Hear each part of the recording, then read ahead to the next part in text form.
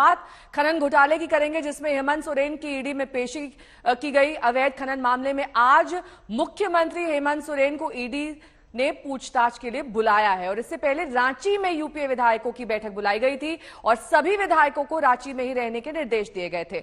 उधर जेएमएम के महाजुटान को लेकर बीजेपी ने सवाल खड़े किए। आप लोग डटे रहिए, मैं इन सब को एक एक करके देख लूंगा।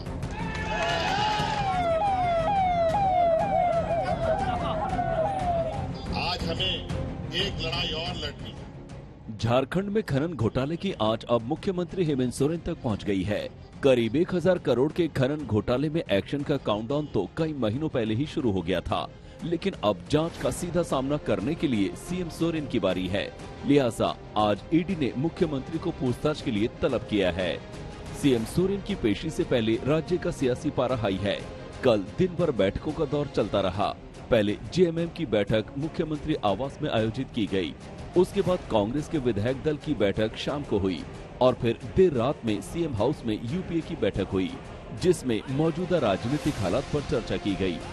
बैठक के बाद सोरेन खेमे के नेताओं ने एक सिरे से बीजेपी और केंद्र सरकार पर ताबड़तोड़ हमले किए। संविधान में विश्वास करने वाली सरकार है।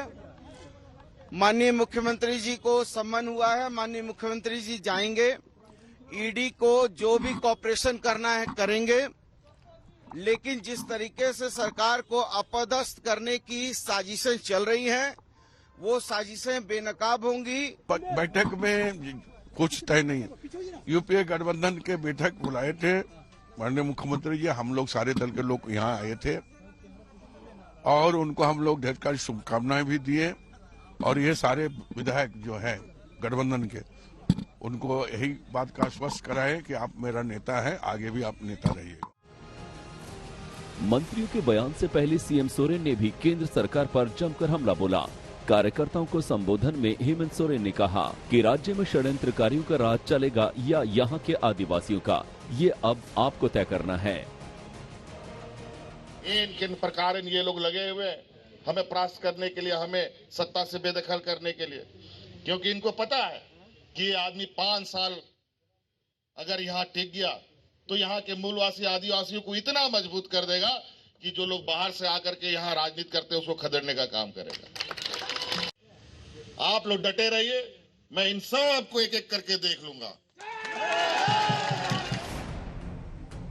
खबर है कि हेमंत सोरेन शक्ति प्रदर्शन करके ईडी दफ्तर जाने के मूड में है, यानी पेशी के दौरान उनके कार्यकर्ताओं का हुजूम भी साथ रहने वाला है। इसी के तहत सोरेन ने जेएमएम कार्यकर्ताओं को महाजुटान के लिए रांची बुलाया, जिस पर बीजेपी हमलावर है। भ्रष्टाचार के मामले में माननीय मुख्यमंत्री जी को सम्मान हुआ है। ये कोई स्वतंत्रता सेनानी नहीं है जो जिस तरीके का माहौल पूरे राज्य में ये दिखाने की कोशिश कर रहे हैं और जिस तरीके से कार्यकर्ताओं को रांची आने के लिए कहा गया, ये साफ तौर पर संवैधानिक संस्थाओं पर, जांच एजेंसीज पर दबाव बनाने की कोशिश है। सीएम सोरेन की पेशी को लेकर झारखंड का सियासी पारा आसमान पर है। क्या सोरेन की पेशी के बाद झारखंड की सियासत में कुछ बड़ा उलटफेर देखने को मिल सकता है? सत्यजीत कुमार के साथ आकाश कुमार, रांची, आज तक। सत्यजीत कुमार मेरे सहयोगी इस वक्त तमाम जानकारी के साथ सीधे रांची से जुड़े हैं। सत्यजीत, देखिए, सोरेन को भी ये मालूम है कि सिर्फ विक्टिम कार्ड खेलने से काम नहीं चलेगा, तभी उन्होंने महाजुटान का कार्यक्रम रखा है ताकि जांच एजेंसियों पर दबाव बनाया जा सके। लेकिन इस वक्त उनकी स्थिति ठीक नहीं दिखाई दे रही है, क्योंकि जांच तो होगी और जांच की आंच उन तक पहुंच भी चुकी है।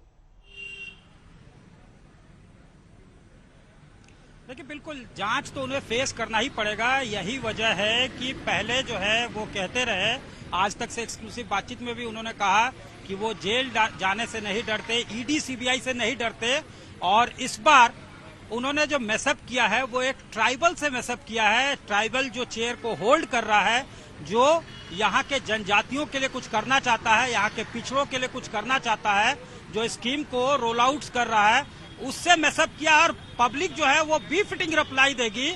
जब 1 तारीख को उनको पहला सम्मन हुआ था, उसके बाद उन्होंने इसी जो काके रोड है यहाँ पे एक कार्यकर्ताओं को संबोधित करते हुए कहा था साफ तौर से कि कार्यकर्ता तैयार रहें, कॉन्स्पिरेसी जो हैच कर रहा है उनको एक्सपोज करें, गांव-गांव, घर-घर जाके और पॉलिटिकली जवाब दे, बीजेपी को रूट आउट करने का काम करे। साथ ही साथ उन्होंने ये मैसेज भी दिया था कि गुजरात में 23-24 सीटें जो हैं वहां पे जहां पे ट्राइबल डोमिनेंट है वहां पे वो सुनिश्चित करें कि बीजेपी को जगह नहीं मिले। तो ये लगातार वो कह रहे हैं, लेकिन इधर बात कह रहे थे और दूसरी तरफ जो है उन्होंने समय भी मांगा था 3 हफ्ता का, यानी ये था कि वो ईडी को ये भी कहा जा रहा है जेएमएम कैंप से।